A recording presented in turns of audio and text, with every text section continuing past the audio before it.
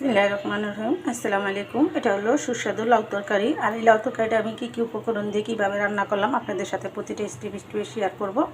আমার ভিডিওটা না টেনে আপনারা স্টেপে দেখতে থাকুন। আর দেখে ভালো লেগে থাকলে অবশ্যই এরকম করে রান্না করে খাবেন।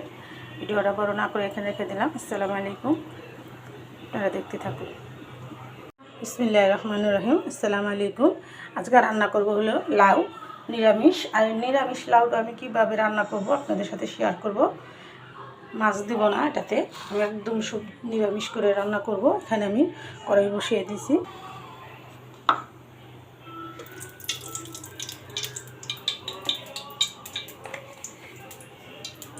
এখানে আমি পেঁয়াজটা দিয়ে দিব।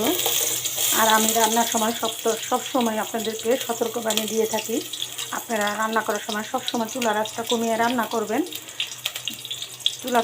আঁচটা কমিয়ে রান্না করলে দুর্ঘটনা এড়ানো যায়, বেঁচে যায় হাজার হাজার জীবন, বেঁচে যায় লাখ লাখ টাকা। আর আমার এই সতর্কবাণী অবশ্যই সবাই মেনে চলবেন। আর চুলা থেকে একটু দূরে সরে রান্নাটা করবেন। আমিও সতর্ক হয়ে রান্না করি, আপনাদেরও সতর্ক করে দিই, আমার সতর্কবাণীটা মেনে চলবেন। হ্যাঁ, আমি এখন পেঁয়াজটা বেরেস্তা করে নিব।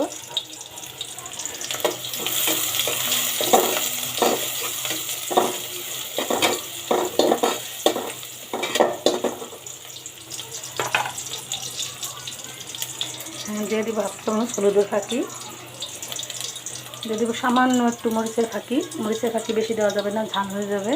দিয়ে দেবো আদা রসুন বাটা হাফ চা চামচ, দিয়ে দেবো 2টা কাঁচামরিচ। একদম সিম্পল, একদম ইজিভাবে রান্নাটা করতে হবে।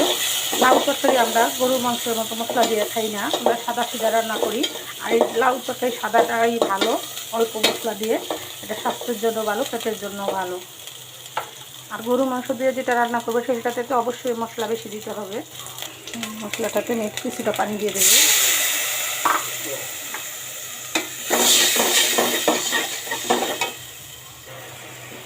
আমি এখন লাউটা দিয়ে দিব।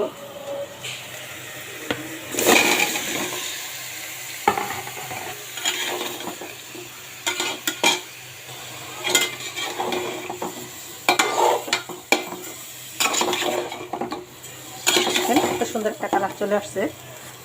আমাদের বাংলাদেশের মানুষ তরকারিতে বেশি মশলা খায়, কিন্তু বাইরের মানুষ এত মশলা খায় না, হালকা মশলা দিয়ে তরকারি রান্না করে। আর তরকারি রান্না করে হাফ সিদ্ধ করে খায়। আর এই লাউ তো কাঁচাই খায়। আমার ভাই সৌদি যখন ছিল তখন বাংলাদেশে আসলে বলতো যে লাউ তরকারি তো রান্না করা লাগে না, এমনি খাওয়া যায়। আমরা শুনলে হাসতাম, কিন্তু কখন সব জায়গায় দেখি যে হ্যাঁ, লাউ তরকারি কাঁচাই খাওয়া যায়, এটা সালাদের মতোও খাওয়া যায়, ফলের মতো খাওয়া যায়। দেখেন কত সুন্দর একটা কালার চলে আসছে।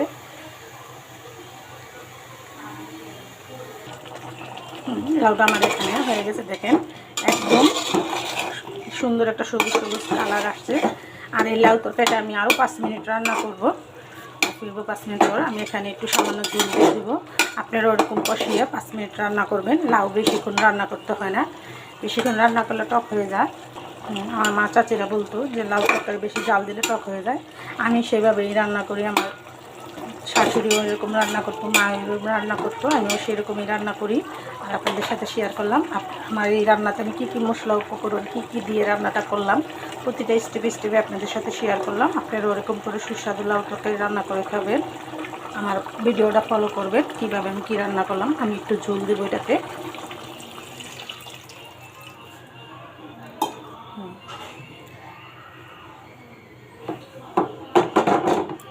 মাছ ছাড়াও লাউ তরকারি রান্না করা যায়, এটাও আরেক রকমের স্বাদ। আপনারা রান্না করে খেয়ে দেখবেন। হ্যাঁ, আমি ফিরবো 5 মিনিট পর।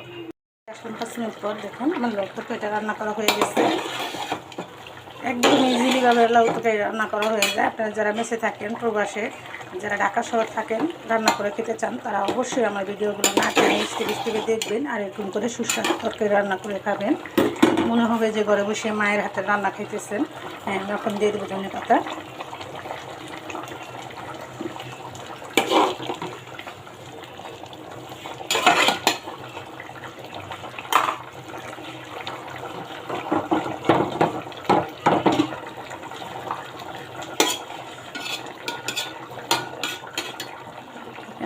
সিদ্ধ হয়ে গেছে, নরম কচি লাউ।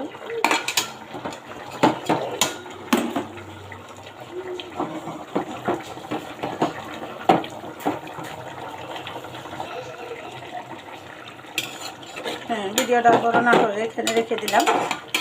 আপনারা ওরকম করে রান্না করে খাবেন। আর আমার ভিডিওটা দেখে ভালো লেগে থাকলে অবশ্যই একটা লাইক, একটা কমেন্ট, একটা শেয়ার করে দিবেন।